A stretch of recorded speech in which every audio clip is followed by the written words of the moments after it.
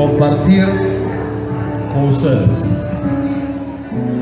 algunas de las cosas extraordinarias que están en la palabra profética que el Eterno tiene reservada para nosotros.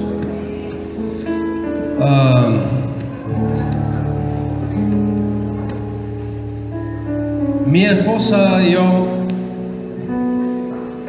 hemos venido hablando antes de llegar a este día acerca de qué temática dentro del contexto de este evento sería apropiado en el espíritu para compartir con ustedes.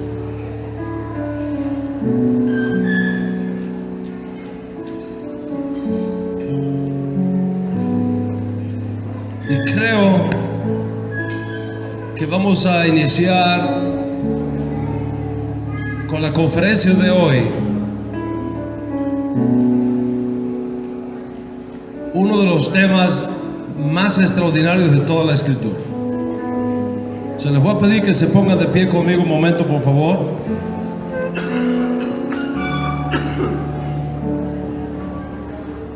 Y vamos a orar.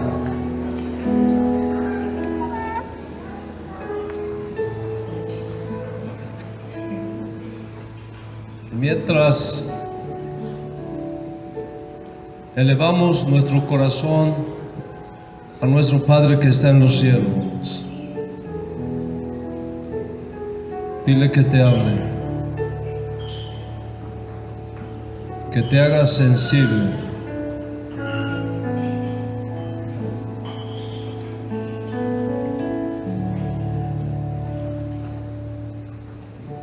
que te permita el honor de escuchar su voz.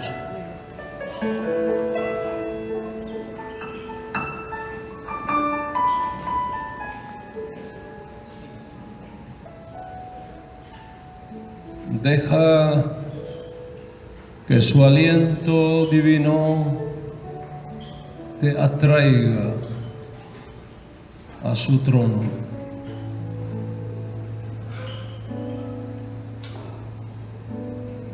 Que tu alma reciba el influjo de su presencia.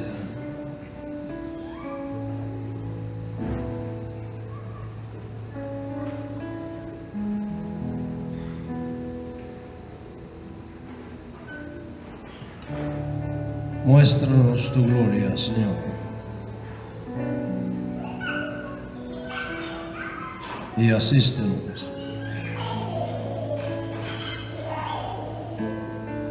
Los méritos de tu siervo justo, Jesús Mesías, nos guarden y preserven a todos. Amén. Puede tomar asiento, por favor.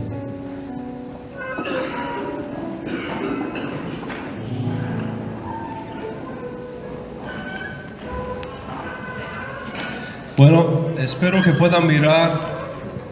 Y si no lo pueden hacer, oriéntense hacia las pantallas. De tal manera que podamos tener una idea de lo que vamos a estar compartiendo esta noche con ustedes.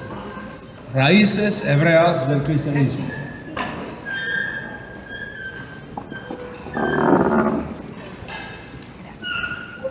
Ese va a ser el tema que vamos a iniciar. Pastor, ¿hasta qué hora tengo?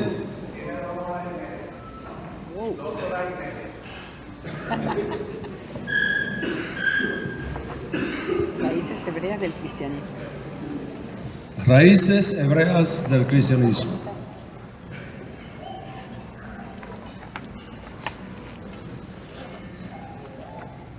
Cuando hablamos de raíces hebreas del cristianismo, ¿de qué estamos hablando?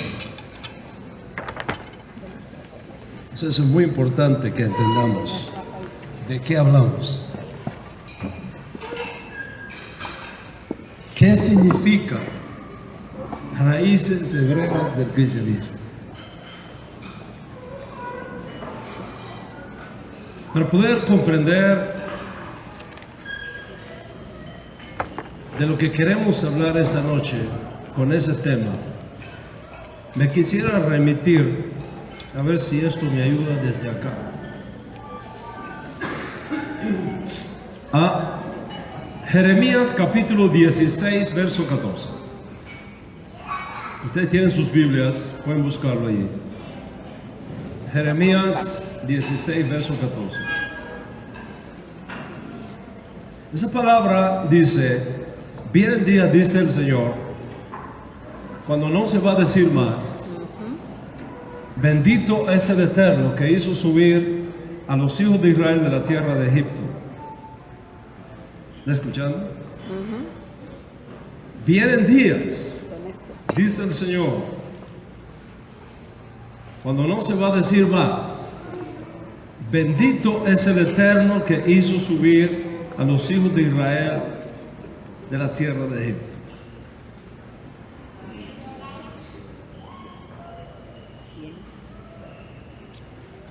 Entonces, si eso no es lo que se va a decir, ¿qué es lo que se va a decir? El profeta sigue diciendo, esto es lo que se va a decir: bendito es el Eterno que hizo subir a los hijos de Israel de todas las tierras a donde los había arrojado. Entonces vamos a juntar esas dos ideas.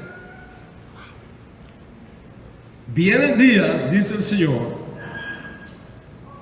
cuando no se va a decir más, bendito es el Eterno que hizo subir a los hijos de Israel de la tierra de Egipto, sino que se va a decir, bendito es el Eterno que hizo subir a los hijos de Israel, el texto dice la tierra del norte, y de todas las tierras a donde yo los había expulsado o enviado.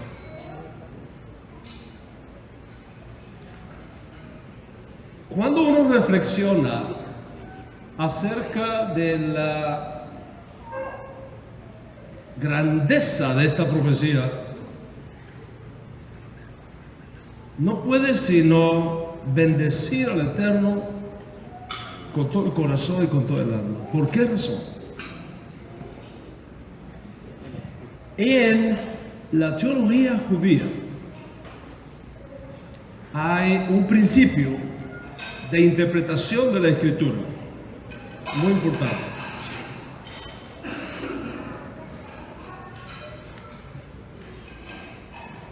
Ese principio de interpretación dice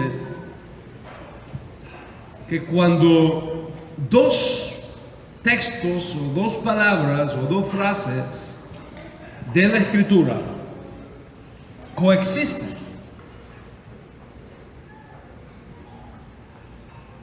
cuando dos frases de la Escritura coexisten, lo que sucedió en el entorno de la primera se reproducirá en la segunda de forma potencializada. Quiere decir que todas las provisiones jurídicas, proféticas, de lo que ocurrió la primera vez, debemos esperarlas que ocurran en la segunda vez magnificadamente.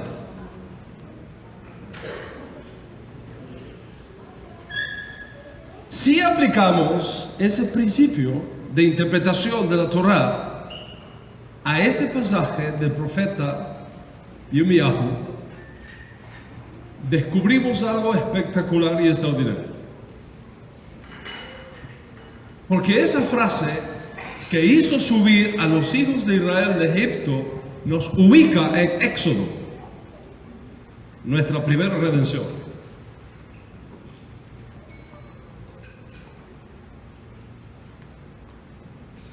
Quiere decir entonces que lo que ocurrió en la primera redención va a ocurrir en la segunda, pero de forma más grande y extraordinaria.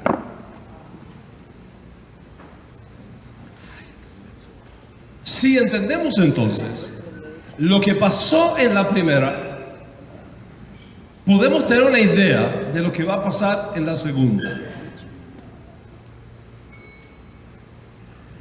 Lo que ocurrió en la primera redención, la de Egipto, está lejos de ti por el tiempo. Pero la segunda está cerca de ti porque te alcanzó ese tiempo.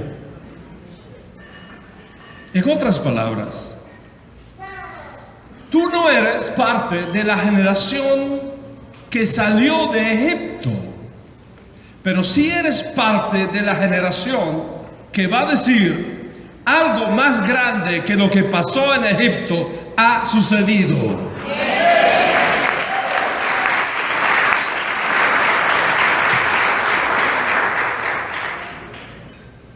Y para entender la riqueza de lo que aquí tenemos, pensemos en algunas de las cosas grandes que pasaron en Egipto en la primera redención. Porque en la misma medida en que reflexionamos acerca de lo grande que ocurrió en la primera redención, podemos tener una idea de lo extraordinariamente grande que espera por nosotros en la segunda y final redención. Amén.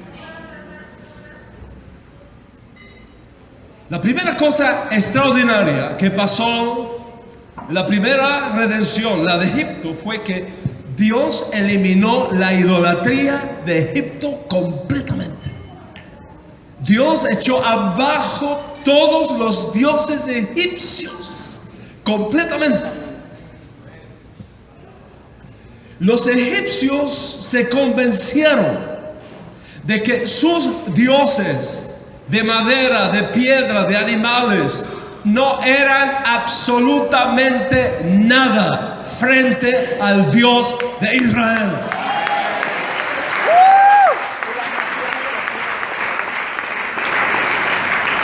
Ellos eran politeístas. Creían que existían cientos y cientos de poderes compartidos en el mundo y que luchaban entre ellos por la supremacía. Adoraban los cocodrilos, las ranas, los perros. El faraón mismo se creía que era el jefe de todos los dioses. Tenía engañado al pueblo. Se hacía pasar por Dios, por una divinidad. Se hacía adorar. ¿Y sabe cómo los engañaba? Les decía: miren, yo soy un Dios. Yo como y no voy al baño con ustedes.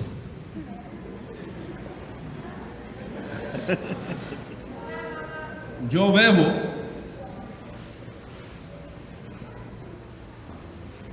y no hago pipí con ustedes. ¿Por qué yo no voy al baño? Porque yo no hago pipí. Yo soy Dios. Ustedes no. Eso me tiene que servir a mí. Y la gente se creía eso. El tipo no iba al baño, no hacía pipí.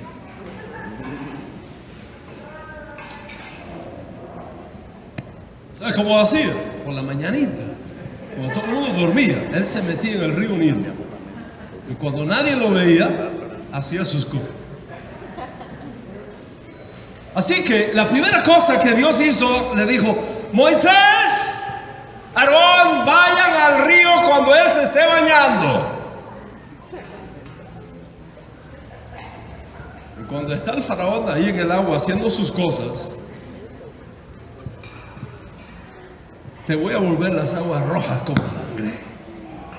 Y salió todo lo rojo para arriba. Y la gente se dio cuenta que él hacía pipí y hacía pupu.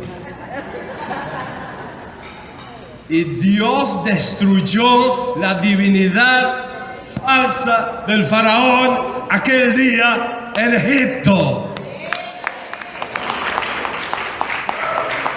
Lo destruyó completamente. Pero no solamente destruyó la falsa deidad del faraón, sino el resto de los dioses de Egipto. Vinieron plagas y plagas y plagas. Cada plaga destruía una divinidad. Cada plaga destruía una divinidad. Hasta que quedó una sola por destruir. La de los perros. Los egipcios creían que los perros eran divinos. De hecho, los egipcios practicaban la hechicería. Eran muy fuertes en eso. Si alguien quería aprender hechicería, tenía que ir a Egipto. Los hechiceros egipcios eran tremendamente poderosos.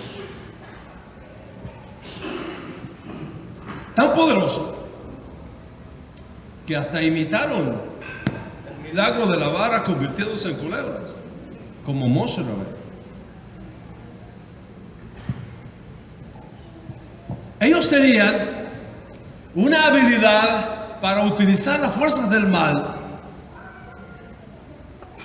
que una vez un judío fue a Egipto y compró un burro, lo trajo para Israel, y cuando cruzó el río Jordán, el burro se hizo salvo. Era falso, era un burro falso, creado por los hechiceros. Imagínate el poder que tenía. Tengan cuidado cuando vaya a Egipto.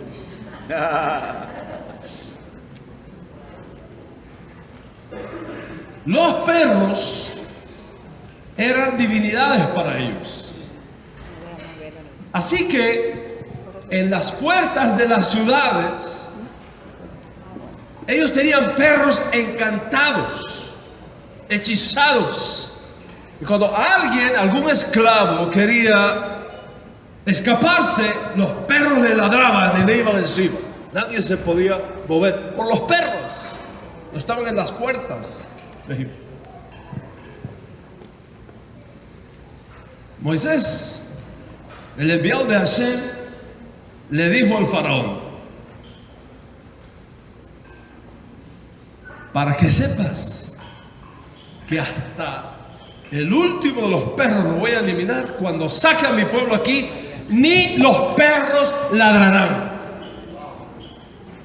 Ni los perros ladrarán. Cuando nuestro pueblo salió de Egipto, todos aquellos perros se hechizaron, se fosilizaron, se quedaron piedras.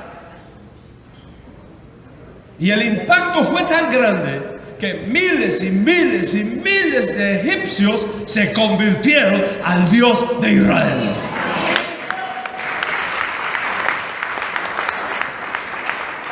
Y cuando se convirtieron al Dios de Israel, no se quedaron en Egipto, se fueron con los hijos de Israel.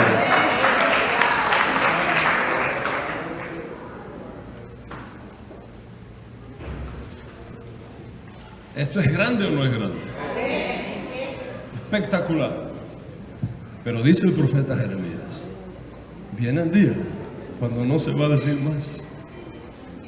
Bendito es el Eterno que hizo sacar a los hijos de Israel de Egipto, sino que se va a decir otra cosa que va a ser más grande.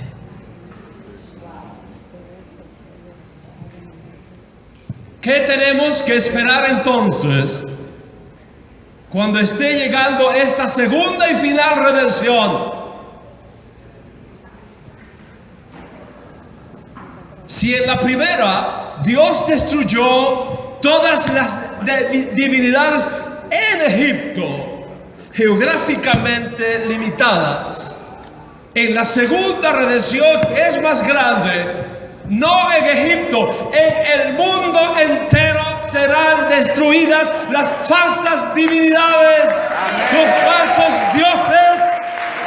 Vienen días, dice el Señor,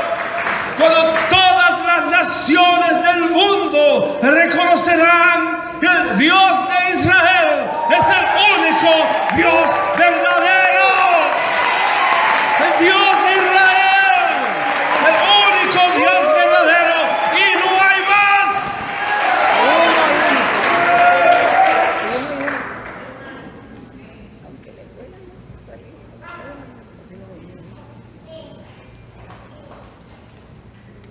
¿Qué pasó con los egipcios que se convirtieron al Dios de Israel? Se quedaron en Egipto, se fueron con Israel. Fueron con Israel. Y si eso fue en la primera redención, ¿Cómo será? ¿qué usted cree que va a pasar en la segunda? ¿Qué es más grande?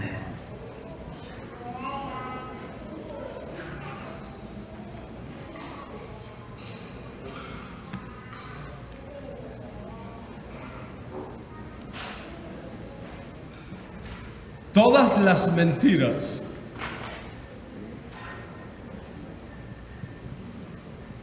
que la teología egipcia lanzó sobre el pueblo para engañarlos y que fueron destruidas, así va a ocurrir, pero más grande todavía en la segunda y final redención.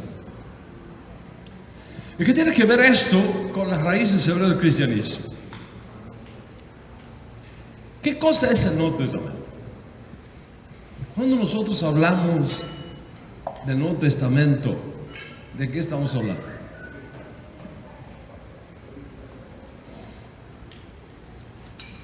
Nosotros hablamos del Nuevo Testamento. La gente va a una librería, compra una Biblia, compra un Nuevo Testamento. No tienen la menor idea de dónde viene todo eso. Nuevo Testamento, eso que se conoce popularmente como Nuevo Testamento, es una colección de escritos judíos. Es una colección de escritos judíos. Los escritores del Nuevo Testamento, el mensaje del Nuevo Testamento, la teología del Nuevo Testamento, la enseñanza del Nuevo Testamento es de naturaleza hebrea.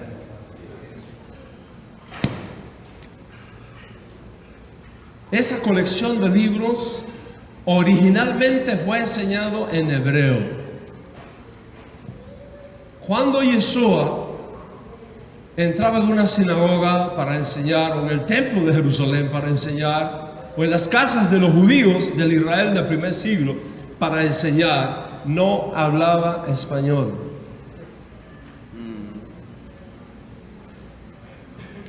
Hoy día la gente lee el Nuevo Testamento en español y lee las frases de Yeshua, los discursos de Yeshua en español.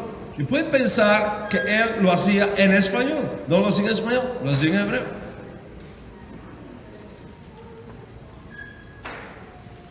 Por lo tanto, la mentalidad que está en el Nuevo Testamento, que es una colección de escritos judíos, originalmente enseñados en hebreo, tiene una mentalidad semita, no helenista. Así es. ¿Y qué significa esto? Les tengo esta pregunta, muy famosa. Jesús era un niño cristiano que iba a la iglesia todos los domingos. ¿Cuántos errores tenemos ahí en esa ruta?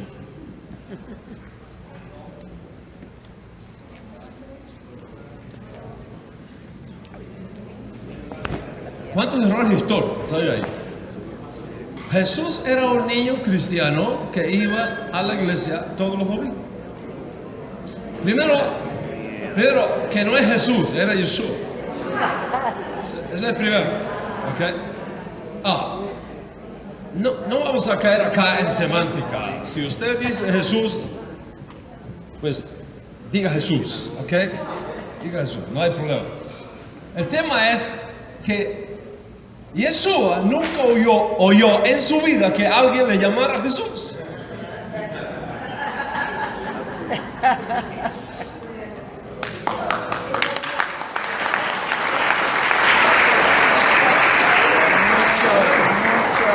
En otras palabras, si nosotros pudiéramos regresar del tiempo al primer siglo, Y estamos ahí donde Él está enseñando, decimos, Jesús, Jesús, Jesús, Jesús. Él sigue enseñando, no le hace caso. Claro. Esa es la primera cosa, no es Jesús, es Jesús. Y los nombres propios no se traducen.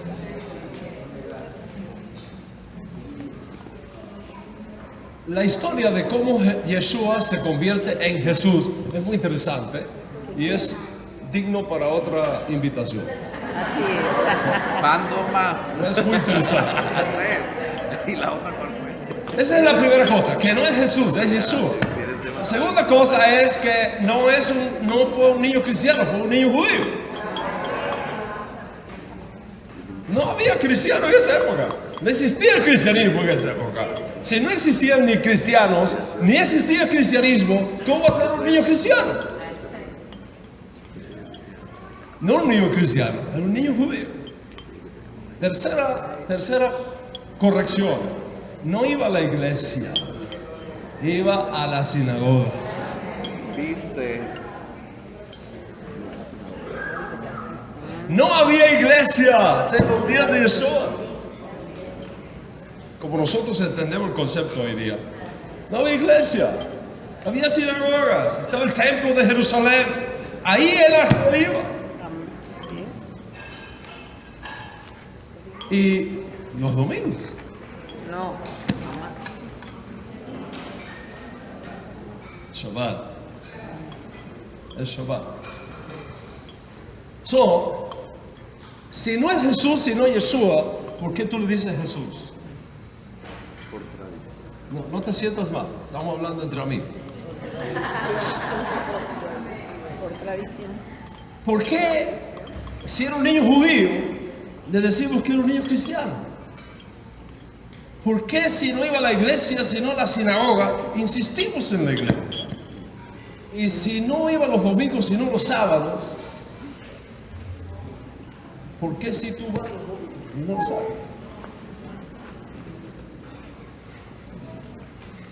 La razón es porque tú recibiste eso de una tradición que vinieron de tus padres. Tú lo recibiste. Tú eres parte de esa tradición. Tus padres te entregaron lo mejor que ellos tenían para ti. Porque a su vez eso fue lo que a ellos le dieron. Y si seguimos esa cadena hacia atrás, hacia atrás, hacia atrás, podemos descubrir cuándo y quién hizo el cambio. Así es. Pero eso es para otra invitación. Así es, Andrés. Y ya sabemos que en los días de Yeshua las cosas eran así, ¿verdad? ¿Cuál fue la pregunta que se hicieron los apóstoles en el primer siglo? ¿Cuál fue la pregunta que se hicieron los apóstoles judíos en el primer siglo? Después que nuestro santo maestro Yeshua Mashiach fue subido arriba. ¿Cuál fue la pregunta? ¿Qué vamos a hacer con los judíos que han creído que Yeshua es Mashiach? ¿Esa es la pregunta? No. En ningún lugar del Nuevo Testamento tú vas a encontrar que los apóstoles se hicieron esa pregunta. La pregunta que ellos se hicieron fue: ¿qué vamos a hacer con los gentiles que han creído? ¿Qué vamos a hacer con los gentiles que han creído? ¿Que han creído qué cosa? No en Yeshua, en la Torah. Que han creído que Yeshua es el Mesías, a través de cuyos méritos no solo los judíos, sino también los gentiles tienen parte en la redención. ¿Qué vamos a hacer con ellos? Hechos capítulo 15. Un grupo respondió diciendo: tienen que hacerse judíos según el rito de Moisés. Es el primer grupo. Estamos hablando de judíos creyentes en Yeshua del primer siglo. ¿Qué vamos a hacer con los gentiles que se convierten? Lo que hay que hacer es decirles que se hagan judíos, que según el rito de Moisés. Según el rito de Moisés significa que se le circuncide, se le haga su conversión y se les convierta en judíos, se les haga judíos. Es una posición muy fuerte de muchos creyentes judíos en Yeshua en el primer siglo. Otro grupo decía: no tienen que hacerse judíos, sino ser aceptados como justos de las naciones. Esas son las dos posiciones.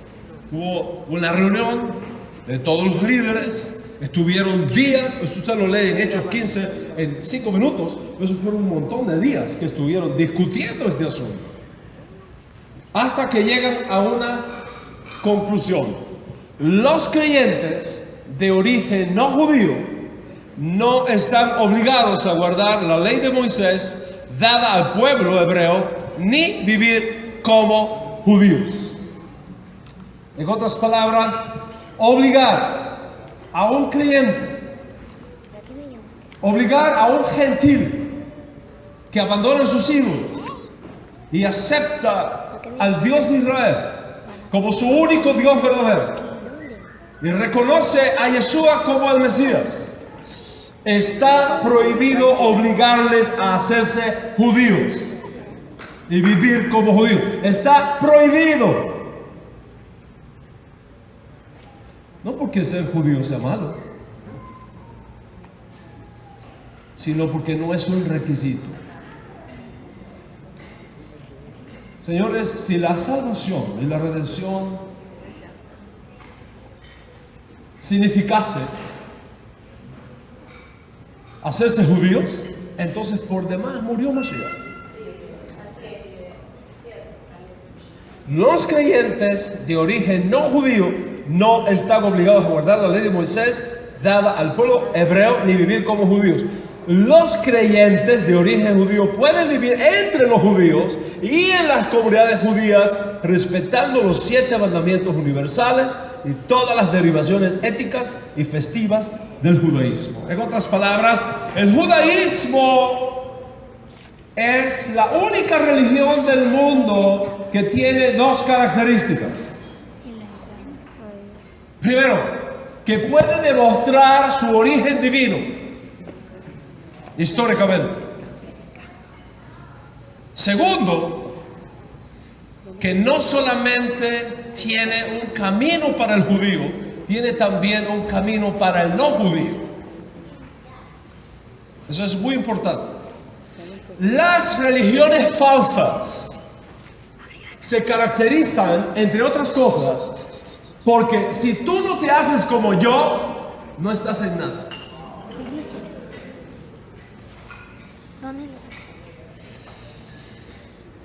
El judaísmo no es así. En el judaísmo hay un camino extraordinario para el judío y hay un camino extraordinario para los no judíos, unidos en un mismo propósito.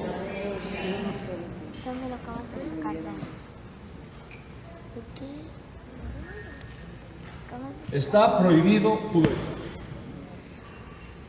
Si alguien viene a Panamá o a Colombia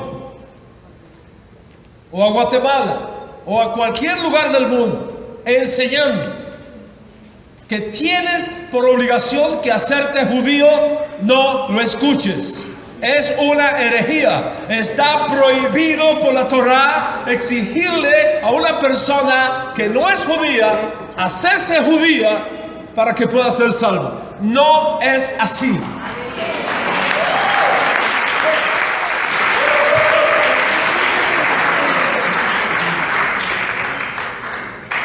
Repito, no porque ser judío sea malo, todo lo contrario. Es buenísimo. Es buenísimo.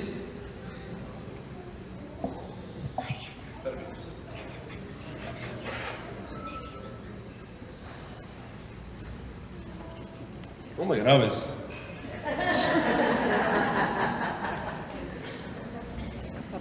¿Qué estaba diciendo que se me olvidó? No es malo para nada ser judío, ¿verdad que no? Para nada.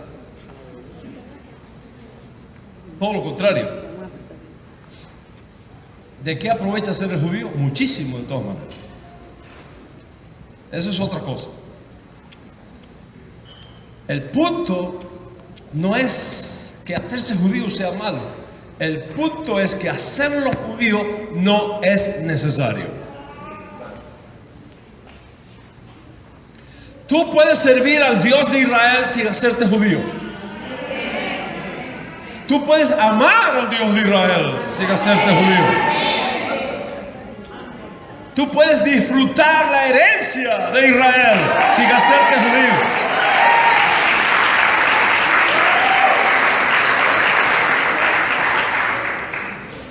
Hay un judaísmo para los no judíos. Si en el camino te quieres hacer judío y vivir como judío, welcome home, bienvenido a casa, no hay problema. Pero no es un asunto ni de exigencia ni de normatividad, sino de elección libre y voluntaria, no por imposición, sino por conciencia. ¿Cuántos están conmigo lo que estamos hablando? Entonces es muy importante tener esto claro. ¿Ok? Los creyentes de origen no judío pueden vivir entre los judíos y en las comunidades judías respetando los 7 mandamientos universales. ¿Y cuáles son las diferencias? Aquí vamos a tocar algunos temas que son bien sensibles, pero hay que tocarlos. Por amor a la verdad, hay que tocarlos. ¿Cuáles son las diferencias básicas entre el hacerse judío y justo de las naciones? Aquí están 5 señales de pacto que son exclusivas del pueblo judío. Son sus funciones fundamentales, su trabajo fundamental. Primero, Brit Milá, el pacto de la circuncisión. El Brit Milá, pacto de la circuncisión. Esa operación quirúrgica que se hace según el rito de Moisés. Voy a aclarar aquí 2 cosas. Una cosa es el Milá y otra cosa es el Brit Milá. Una cosa es la circuncisión, que es una operación quirúrgica que se hace en el órgano masculino. Y otra cosa es el Brit Milá, que incluye un proceso religioso, espiritual que hay ahí. Cualquiera se puede hacer el Milá, pero solamente el judío, el Brit Milá. ¿Ok? Solamente el Brit Milá. Se puede hacer el Milá, se puede hacer la Milá, la operación quirúrgica, por razones médicas.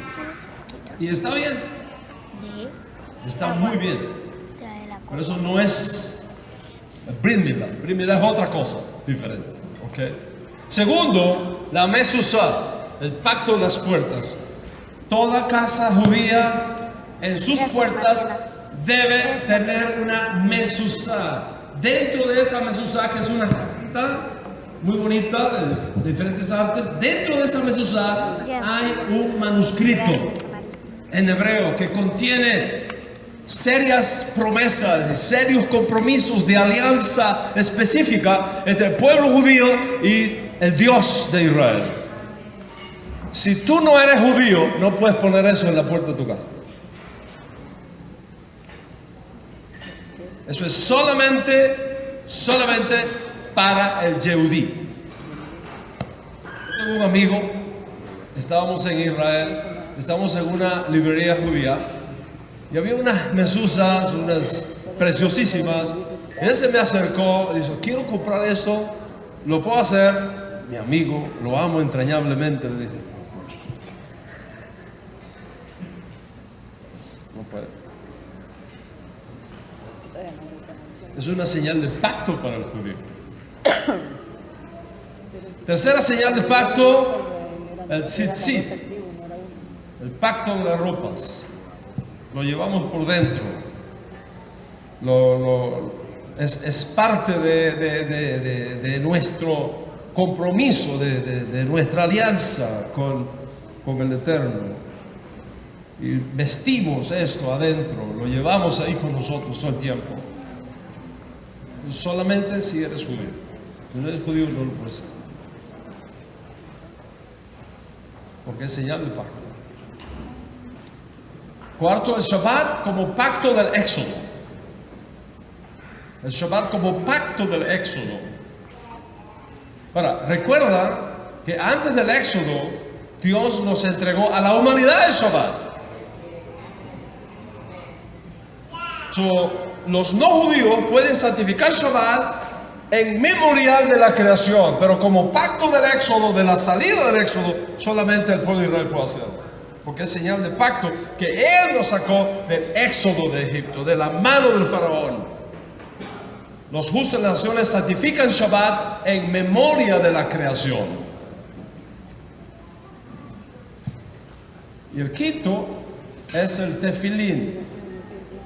Es unas tiras de cuero que nos ponemos en el brazo y en la cabeza, donde hay unos manuscritos escondidos ahí, que son señales de pacto. Solamente si eres judío lo puedes hacer.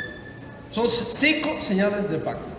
Y los 7 mandamientos universales son: no idolatría, no blasfemia, no asesinato, no inmoralidad sexual, no robar, no comer cosas prohibidas y establecer cortes de justicia. Esos son los 7 mandamientos fundamentales que Dios espera que los justos de las naciones cumplan y guarden, como espera que los Yehudim guarden estos. Entonces, ¿qué pasa? Cuando los judíos hacemos lo que tenemos que hacer, y cuando los justos de las naciones hacemos lo que tenemos que hacer, nosotros tenemos cosas que tú no tienes. Tú tienes cosas que nosotros no tenemos. Cuando unimos lo que tú tienes con lo que yo tengo, juntos echamos abajo el reino del mal. Y esa es la idea. Ese es el plan.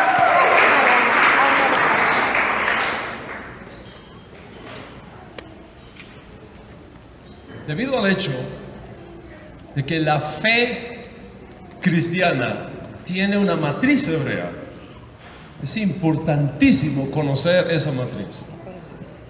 Es importantísimo conocer esa raíz. ¿Saben por qué? Porque la Biblia y el Nuevo Testamento tienen 2 realidades. Tiene una realidad escrita que tú ves, y tienes una realidad no escrita que tú no ves.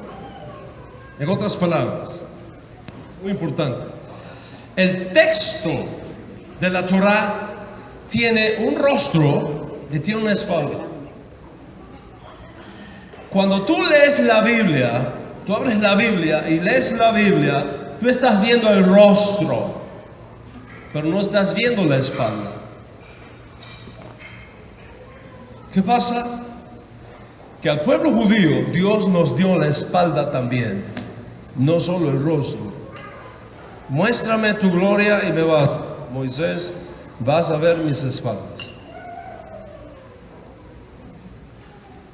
Tenemos el rostro y tenemos la espalda. Es decir, tenemos lo que el texto dice y tenemos lo que el texto oculta.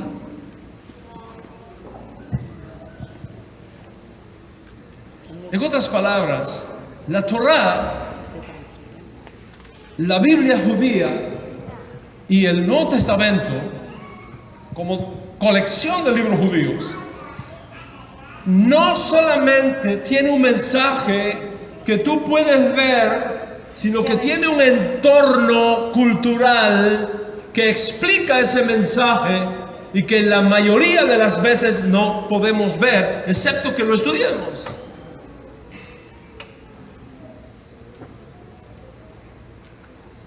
Tenemos este caso, por ejemplo, Yeshua se acerca a un hombre y le dice: maestro, te voy a seguir donde quiera que vayas, pero deja que vaya y primero entierre a mi padre. Y Yeshua le responde diciendo, deja que los muertos entierren a sus muertos, tú ven y sígueme. Parece duro eso, ¿no? ¿Cuántos han perdido a su papá acá? Yo recuerdo cuando yo perdí a mi padre.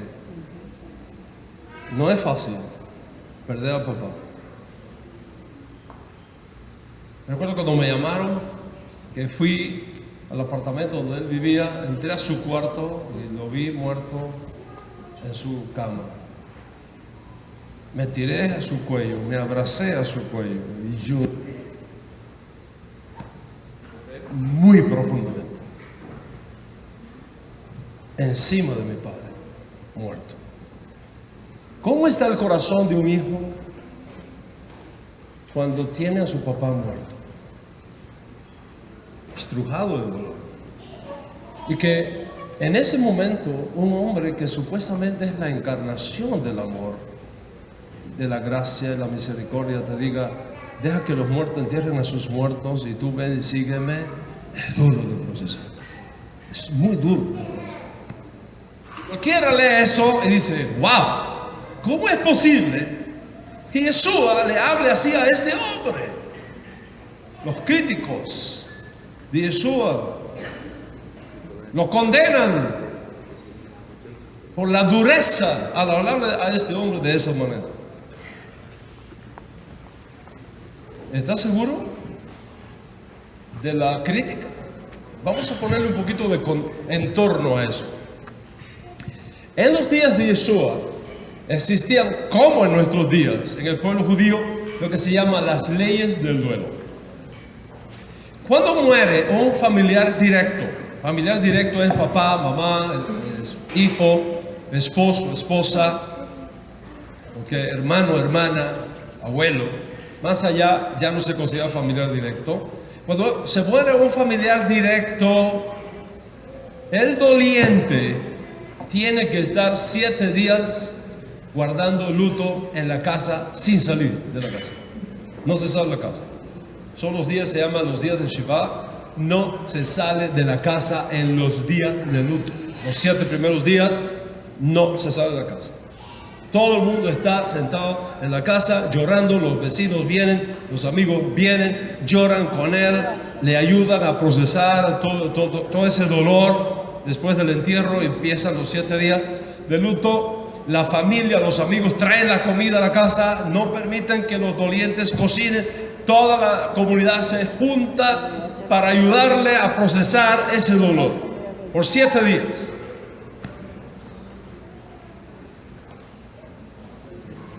Entonces, si este hombre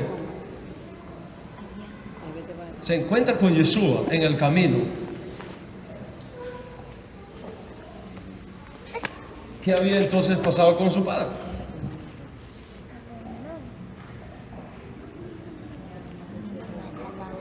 ¿Lo ven?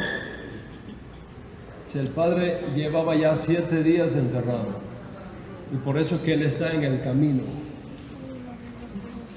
¿Me sigue? Ya está en el camino. Ya su papá había sido enterrado. Ya había pasado los 7 días de Shiva y por eso estaba fuera de la casa. Entonces, ¿qué pasa?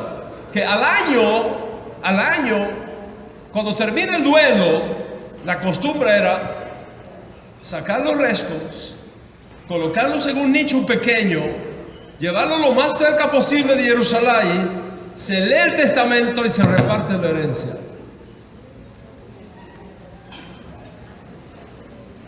Cuando este hombre le dice, yo te voy a seguir donde quiera que vayas, pero primero deja que entierre a mi padre, no está hablando del primer entierro, está hablando del segundo entierro, que demoraba 1 año. En otras palabras, este muchacho quería estar seguro que tenía la herencia aquí para después seguir a Yeshua.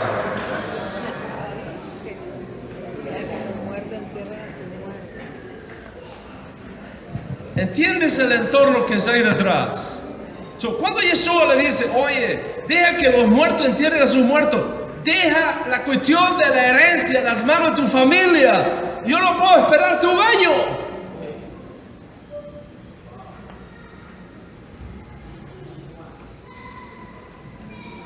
Posiblemente a alguno de ustedes, el maestro le está diciendo esta noche, no te puedo seguir esperando un año más.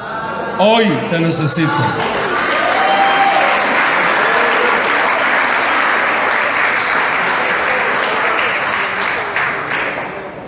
Ahora, lees eso en la Biblia, en el Nuevo Testamento, en el Código Real, no conoces la espalda que hay detrás de todo eso.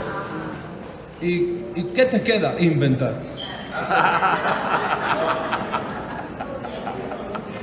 Es duro, pero es la verdad.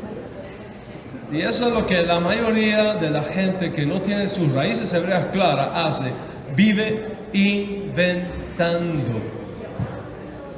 Como la gente que escucha tampoco tiene punto de referencia, se lo cree todo también.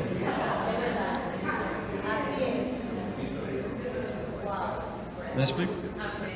O sea, regresar a las raíces hebreas significa tener acceso a la espalda, a toda esa riqueza que está ahí. ¿Cuántos venezolanos hay aquí? No pueden hablar ahora, callados, todos. Prohibido, no pueden hablar los venezolanos. ¿Okay? Estamos maracuchos. ¡Epa, epa! ¡Chamo! Dile a tu data que no sea tan pichirre y deje ir los pavos a la casa. ¿Qué significa eso? Venezolanos. ¿Qué significa eso? Bueno, tienes que hacer una exégesis de esa frase. Te buscas un diccionario y buscas pavo. Me llamó la atención, pavo. Familia de las aves con plumas multicolores. Y anotas en tu agenda, pavo es esto. Y anotas. Has preparado tu discurso, ¿no? Después sigue y dice, pichirre, pichirre, pichirre, pichirre. Por analogía, debe ser el pichón. El hijo del pavo.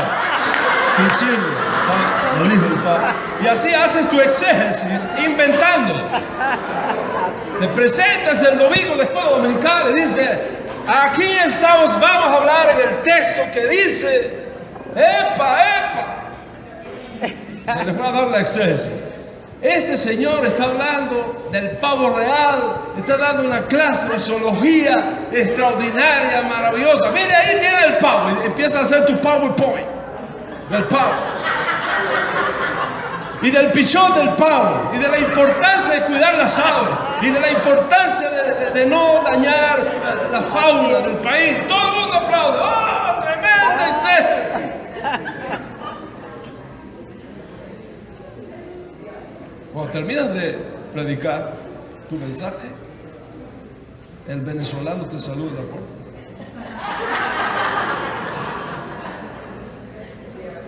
¿no? Y le dice, conferencista, ¿puedo hablar algo privado con usted? Le felicito, tremenda conferencia de zoología, que digo, tremenda. Pero lejos de la realidad. Pero, ¿me permite sugerirle algo? Sí. Mire, pavo no significa ningún animal, significa adolescente. ¿Cómo se atreve a decir? Yo tengo un PhD en lingüística y yo averigüé. Sí, pero es que yo soy venezolano y en Venezuela, en ese contexto, pavo quiere decir adolescente. Y pichirre no quiere decir pichón, quiere decir... No me diga. Entonces, ¿qué es lo que quiere decir? Mire, le voy a decir lo que quiere decir. Eso dice, oiga señor, no sea tan tacaño. Dele plata a su muchacho que vaya a la fiesta que tengo en la casa. Eso es lo que quiere decir. Mira todo el enredo para llegar ahí. Así estando.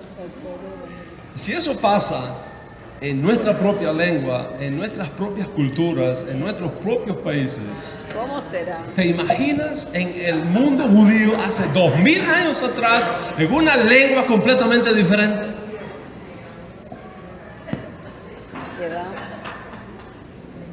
Sonríe, que el Eterno le ama muchísimo.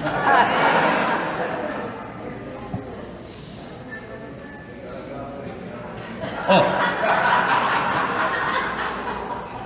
Dice Yeshua, si tu ojo es bueno, todo tu cuerpo está lleno de luz. Y si tu ojo es malo, todo tu cuerpo va a estar lleno de tinieblas. De hecho, traje 35 libros. No los voy a poner acá porque el sábado los judíos no vendemos, ¿okay? Pero los voy a dejar acá con el pastor. Quizá después de que pase el Shabbat se puedan Mañana en la noche. vender los libros. Es sobre mito y realidad del mal de ojo, del ayo imparable.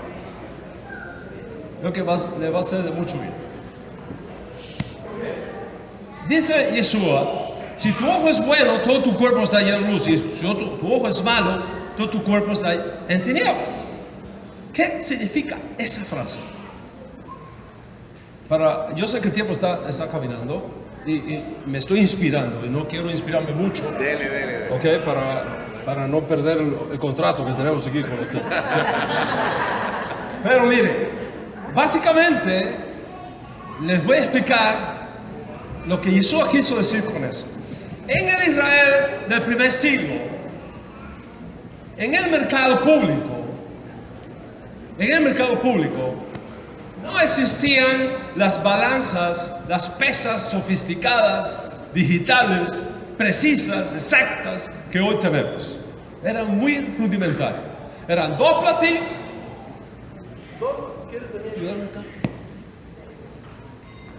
Ponte de frente. Dos platillos. Acá tenemos una pesa. Acá es libra o kilos. Libra. Ok, una libra, ponemos aquí. ¿Qué va a ser la balanza?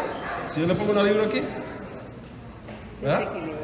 Entonces, si yo empiezo a ponerle trigo acá, hasta que tenga ¿cuándo sé que tiene una libra? Cuando están equilibrados. Entonces, el dueño le dice, échamele, va mirando. Ve poniendo, quítale, ahí está. Ahí tiene la libra. ¿Verdad? Mira. Si tu ojo es bueno. Algunos comerciantes que eran deshonestos, ya eso, gracias a Dios, no existe. Eso, en aquella época existía deshonestos. Le ponía, decía, dale. No había llegado, dice, ya. Y le robaban onzas a la gente. Otros eran honestos y dadivosos. Y no solamente le iban poniendo, sino que más bien se pasaba un poquito y decía, ok, ahí dale. A los que le robaban, le decían ojo malo. A ese comerciante le decían, tiene el ojo malo, cuidado, tiene el ojo malo. Al que era dadivoso, le decía, ojo bueno, mide bien. Gracias, hermano, cariño. Wow, ¿qué les parece? ¿Qué es lo que está diciendo Yeshua? Si tú tienes el ojo bueno, si tú eres una persona dadivosa y generosa, todo tu cuerpo va a estar lleno de luz.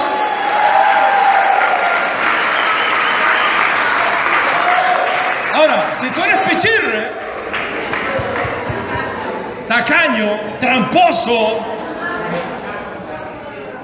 tú vas a estar en problemas conmigo. ¿Ok? Entonces, ahora entiendes lo que quiso decir eso. ¿Por qué lo entiendes? Porque te mostré la espalda. Te mostré la espalda del texto. ¿Seguimos? Oh. Hechos 11, 27 al 37, al 30. Dice, hubo una hambruna en toda la tierra. Y entonces, Rabbi Shaul dice, recojan una ofrenda para llevarle a los creyentes en Judea. Y si dicen, el hambre es en toda la tierra, ¿por qué la llevan a Judea?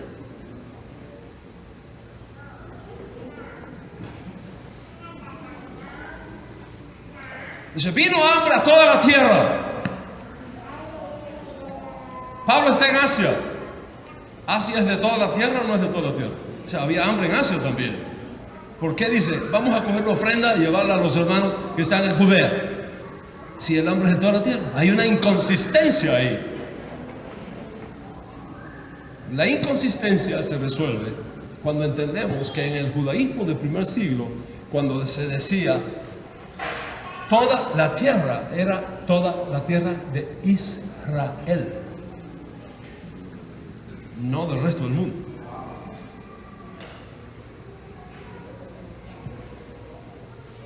Parece simple, pero no es simple, porque aplica ahora al diluvio universal. Eso es para que me invite otra vez.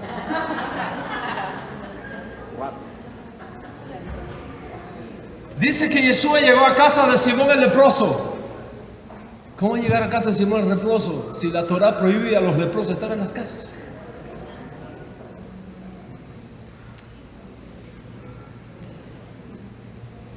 El problema es que el leproso y mercader de barro en arameo casi es igual.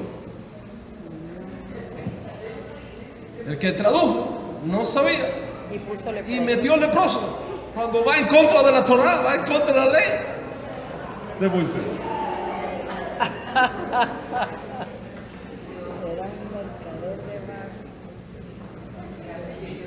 ¿Cómo puede pasar un camello por el ojo de una aguja? ¿Eh? Se lo voy a dejar para la próxima invitación. La mujer que tocó el borde del manto. El talit. ¿Qué fue lo que tocó? ¿Por qué esa mujer quiso tocar el borde del manto? Ah, ¿dónde está mi talit? Déjeme mostrarle qué fue lo que tocó. Porque vean un momentito los misterios que hay. ¿Por qué esa mujer hizo lo que hizo? Thank you.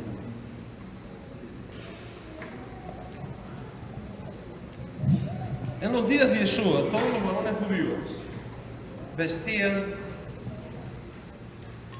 una ropa exterior que tenía en los 4 lados estos flecos. ¿Verdad? Imagínate que esto tiene un hueco en el centro, ¿verdad? Se lo ponían y están los 4 lados. ¿Lo ven? Como el paisa. Esos 4 lados tienen colgando estos flecos, que son los tzitzit. Va colgando aquí abajo, así, ¿verdad? Ahí va colgando. Son 4.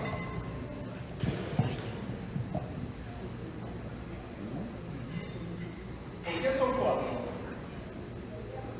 La razón que son 4 es para indicar la soberanía, el dominio del Dios de Israel.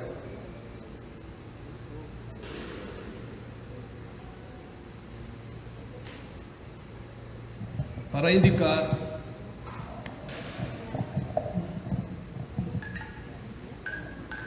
los 4 puntos cardinales de la tierra, el dominio del Dios de Israel en todo lugar. O sea, el Dios de Israel es soberano.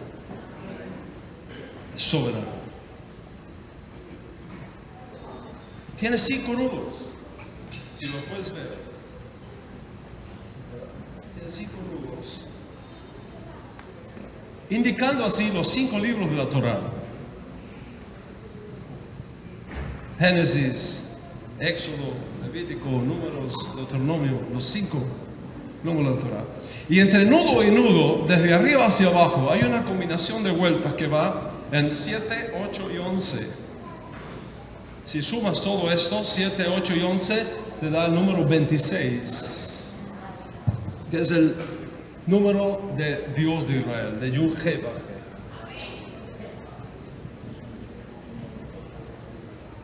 Encima de eso, si sumas cada una de las partes, te da 13, que en hebreo es Ejad. Si sumas los 13 más las vueltas internas, te da 39. Es el otro misterio que está escondido acá. En otras palabras, era creído en Israel, escuchen esto bien, muy importante, que cuando apareciera el Mesías, si alguien le tocaba su manto, sería sano de cualquier enfermedad que tuviese. Pero solamente los varones podían hacer eso. Las mujeres no podían tocar a los hombres. Hoy día nosotros saludamos a las mujeres y les damos un saludo cariñoso.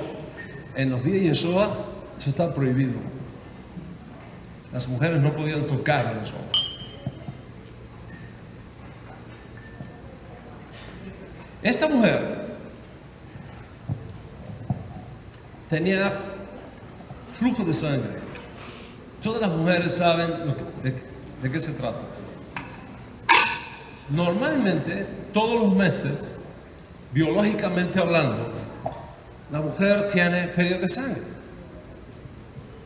Y en esa pérdida de sangre hay pérdida de hierro y otros minerales que son muy importantes. Por eso la mujer tiene que cuidarse mucho y alimentarse muy bien cuando está en esos periodos. Pero imagínate una mujer que todos los días esté perdiendo sangre. ¿Cómo está la salud de esa mujer? Primero. Segundo, no podía ir a la sinagoga en esas condiciones. No podía ir al templo en esas condiciones. No podía hacer absolutamente nada en esas condiciones. Acuérdate que en aquella época no había toallas sanitarias como la que tú compras en la farmacia fácilmente por $5. ¿Cómo guardaba ella los niveles mínimos profilácticos en un mundo donde no había toallas sanitarias para la mujer? Es muy difícil. No tienen ustedes idea de la vergüenza, de la debilidad, del deshonor, de la culpabilidad, de todos esos sentimientos encontrados en la vida de una mujer. Y encima de eso, no podía acercarse a los hombres. No obstante todos esos obstáculos, ella vio en Yeshua al Mesías. Digo, aunque sea contrario a las reglas, aunque sea contrario al protocolo, yo voy a tocar el borde de su manto. Se abrió paso entre la multitud y lo tocó. Y el maestro se voltea y le dice: ¿quién me ha tocado? Maestro, todo el mundo te está tocando. Todo el mundo te aprieta por todos lados. ¿Qué hacen los hombres? ¿Cómo tú dices? ¿Qué te estoy diciendo? Alguien me tocó diferente, porque yo sentí que de mí salió virtud sanadora. Y la mujer queda descubierta. Le cuenta toda la historia que ya ustedes conocen.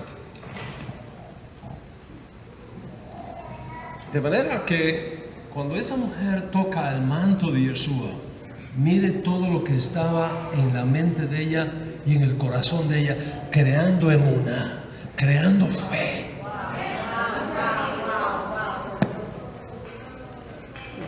No fue que se le ocurrió, voy a tocar, no.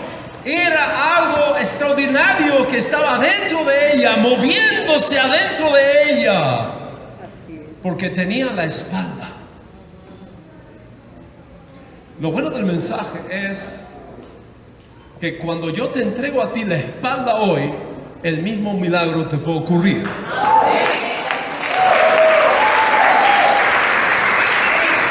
¿Sabes por qué? Porque no hay un tiempo de milagros, hay un Dios de milagros.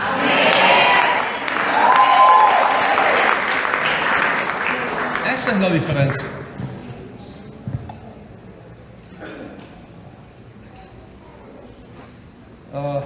Melquisedec. Está escrito en algún lugar del Nuevo Testamento, en la carta a los Yehudim, a los hebreos, de Melquisedec, sin padre, sin madre, sin genealogía. Cualquier persona que lee eso piensa que es un aparecido de otro mundo, ¿no? Que es en la teología cristiana se le llama Melquisedec una teofanía. Eso es lo que conoce la teología cristiana. Es una teofanía. Porque en el mundo occidental no hay forma de concebir cómo alguien sin padre, sin madre, sin genealogía sea un ser humano. Ok, le voy a poner la espalda a eso. Y después decide qué haces con tu teofanía. Melquisedec fue rey de Salem, una ciudad que después conquista David y se convierte en Jerusalén. En Salem había una escuela de enseñanza de Torah que había establecido uno de los hijos de Noé cuando salió del arca, llamado Sem.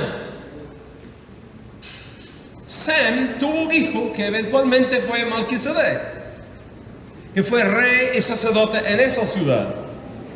Para ser rey y sacerdote en esa ciudad, el aspirante tenía que reunir estos requisitos.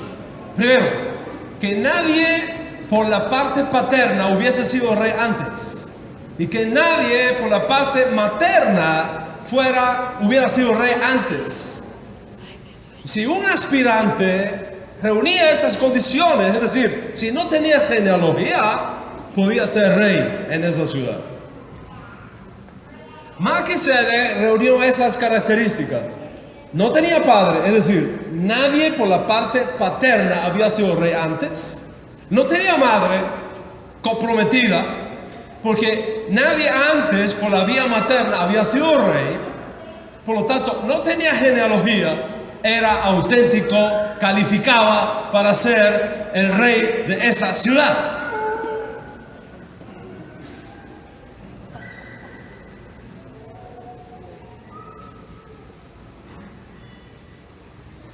Abraham le dio los diezmos de todo lo que había ganado a Melquisedec. No es ningún aparecido, no es ninguno venido de Marte, de Júpiter. Un ser humano, hijo de Sem, hijo de Noah, hijo de Abraham. ¿Cuál es la relación entonces entre Melquisedec y Yeshua? ¿Cómo puede ser Yeshua sacerdote si él es judío? Y el sacerdocio no fue dado a Judá, fue dado a Leví. Esa es la relación. Eso es lo que se está discutiendo en el libro de Hebreos. El autor, posiblemente el apóstol Pablo o uno de sus discípulos, la carta no dice quién fue el escritor. El escritor de los Hebreos hace esa relación y dice: Yeshua es sacerdote, pero no sacerdote según el orden de Aarón, es sacerdote según el orden de Melquisedec. En otras palabras, no es sacerdote por herencia, es sacerdote por decreto del cielo.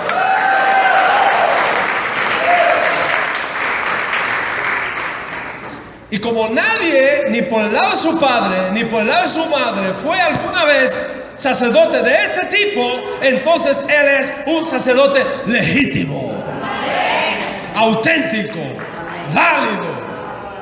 No para ministrar en el templo que se ve, sino en el que no se ve. Porque el que se ve tiene los días contados, pero el que no se ve permanece para siempre. Y por eso, a diferencia del sacerdocio arónico, que el tiempo lo puede acabar, el de él es eterno, porque perdura en el tiempo. ¿Cuánto entienden el mensaje ahora? No sé qué vas a predicar el domingo en la escuela dominical, pero sí te digo esto: el Nuevo Testamento, las cartas, los evangelios, todo lo que tenemos ahí, es una colección de escritos hebreos con una mente hebrea, y a menos que lo entiendas desde esa perspectiva, corres el riesgo no solamente de no entenderlo bien, sino de inventar. Así es.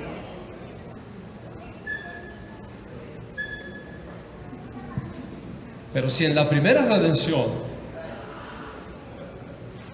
la revelación fue grande y la segunda es más grande, entonces imagínate lo que espera para ti en este tiempo de redención final.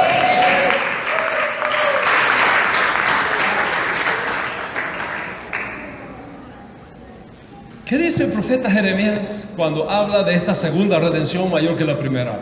Mira lo que dice: a ti vendrán los gentiles, los no judíos.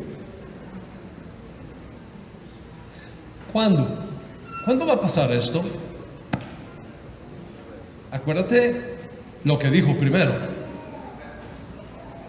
Vienen días, dice Hashem, en que no se va a decir más: bendito es el Eterno que hizo subir a los hijos de Israel de la tierra de Egipto, sino bendito es el Eterno que hizo subir a los hijos de Israel de todas las tierras a donde los había arrojado. Los traeré a su tierra y les devolveré la tierra que juré a sus padres. ¿Lo estamos viendo o no lo estamos viendo? Por primera vez en la historia, después de Yeshua, por primera vez en la historia, tenemos más judíos viviendo en Israel que afuera de Israel. Por primera vez en la historia. Señal del tiempo. Y dice esta escritura que cuando Shem traiga a nuestro pueblo judío de regreso desde todas las tierras a donde los había arrojado, va a ocurrir algo extraordinario. No solamente en Israel, sino entre las naciones de la tierra. ¿Qué va a ocurrir? A ti vendrán los gentiles y dirán: mentira poseyeron nuestros padres y vanidad, lo cual no hay provecho. Así es. ¡Wow! En otras palabras, todos los cuentos que el faraón inventó se vendrán abajo. La gente sabrá que el Dios de Israel es el uno y único Dios verdadero. Y de todas partes vendrán y le adorarán. Como dijo el profeta Zacarías: así dice el Señor de los ejércitos: en aquellos días 10 hombres de las naciones tomarán del manto de un Yehudí y le dirán: vamos contigo, porque sabemos que Dios está contigo.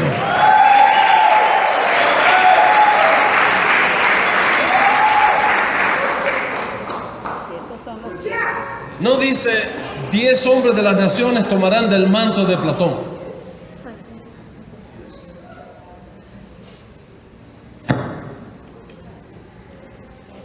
Sonría, que a Hashem le ama muchísimo.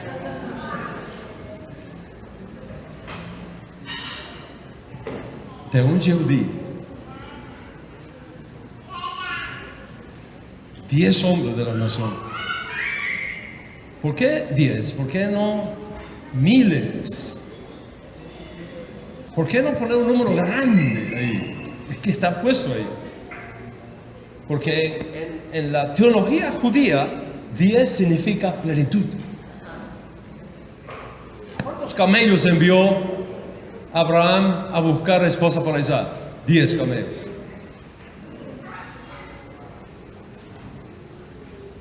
Diez significa lo que representa totalidad. ¿Qué cosa es el diezmo? 10 de 100, porque diezmo representa la totalidad. Entonces, cuando dice ahí, en aquellos días 10 hombres de las naciones, no piensen matemáticamente 10, significa la totalidad de los hombres, la mayoría de ellos. Dice Jeremías 2:3, Isaías 2:3: vendrán muchos pueblos y dirán: venid y subamos al monte del Señor, a la casa del Dios de Jacob, para que nos enseñe sus caminos y andemos en sus sendas. Las naciones vendrán y aprenderán sus caminos. Amén. no para divertir el intelecto, y lo es, para vivirlos, para andar en ellos. Porque si la adquisición del conocimiento es solamente para satisfacer tu intelecto, eso es solo humanismo. Y Dios quiere que vayas más allá de eso. Dios quiere que no solamente seas un mejor hombre, sino que seas un evangelio vivo.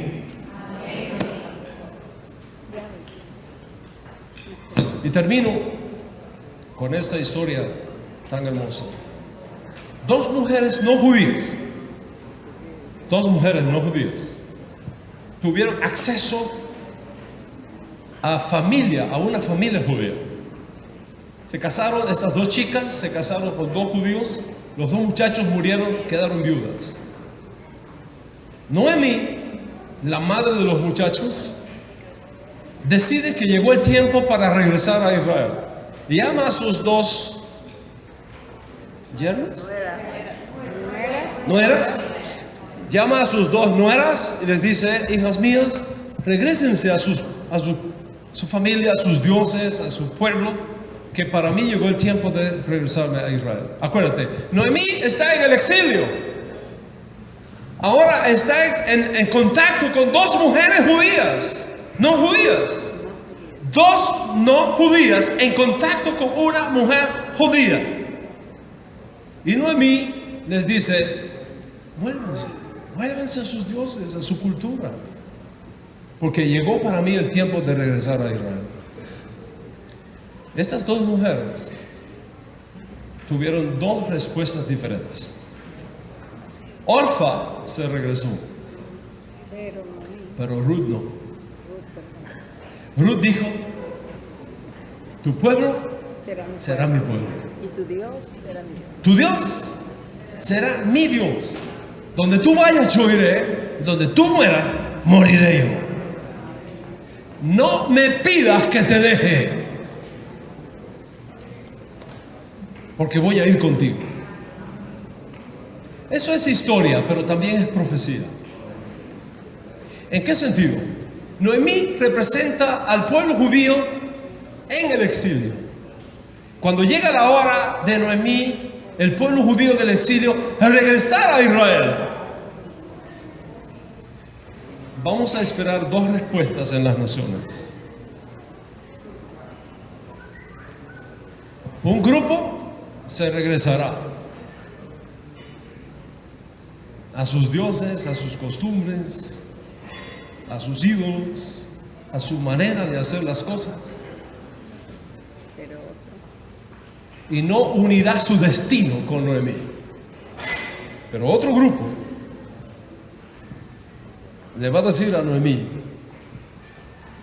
donde tú vayas yo voy. Tu Dios es mi Dios, tu pueblo es mi pueblo, y no te dejaré y no te soltaré.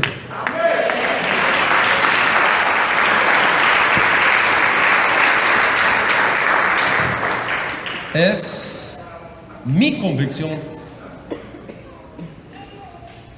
en esta noche de Shabbat que estoy en presencia de un pueblo al que podemos identificar como Ruth.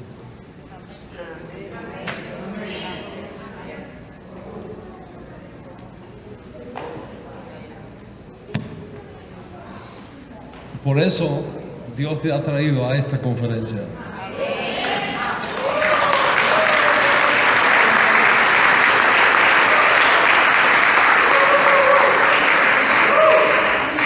Alguien te habló de la tremenda música que íbamos a tener aquí esta noche y por eso te atrajo la música y decidiste venir. Otros te invitaron a una cena y decidiste venir. Y todo eso tiene su lugar y es bueno. Pero por encima de todo eso, una fuerza superior a ti te trajo.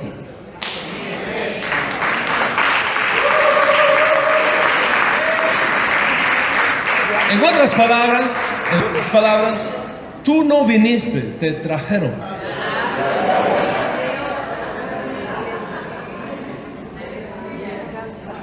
¿Y quién te trajo? El Dios de Israel.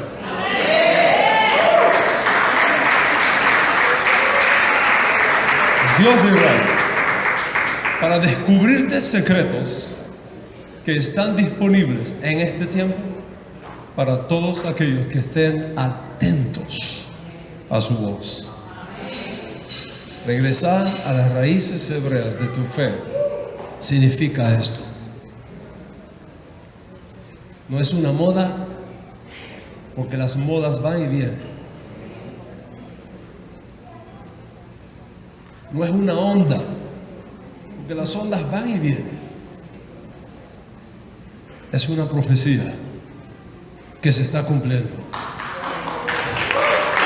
y que tú eres parte de ella.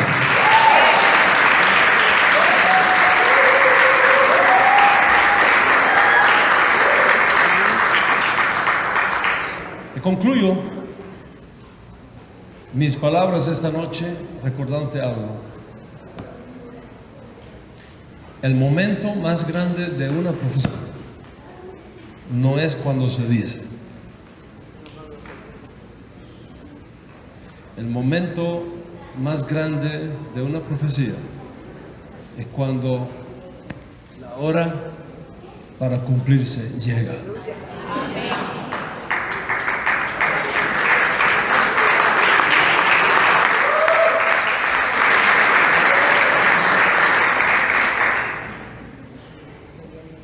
Y cuando tú te encuentras con la profecía, o por decirlo correctamente, cuando la profecía viene a tu encuentro, tú puedes hacer dos cosas. O te apartas y la dejas que pase, o te unes a ella y te mueves con ella.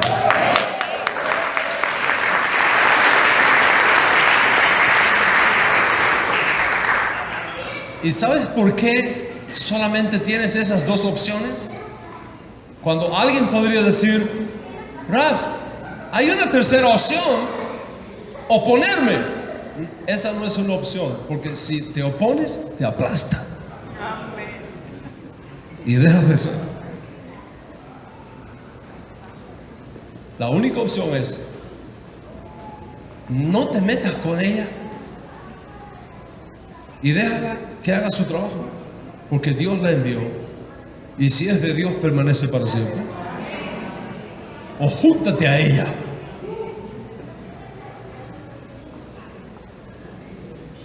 para que con su poder puedas cumplir la razón por la cual Dios te ha traído a este mundo.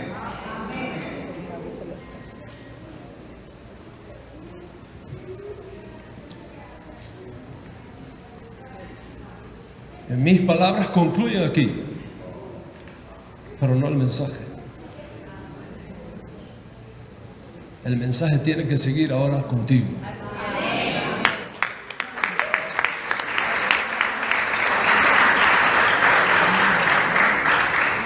Con tu decisión, con tu compromiso.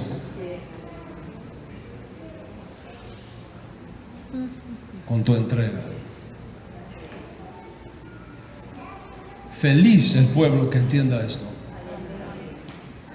Feliz el pueblo a quien Dios Todopoderoso le revele sus secretos.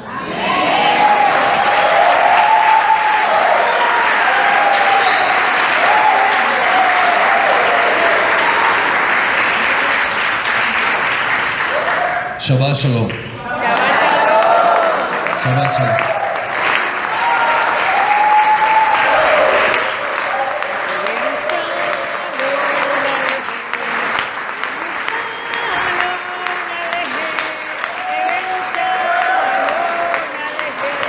Bueno, mañana empezamos a la 1 de la tarde con adoración.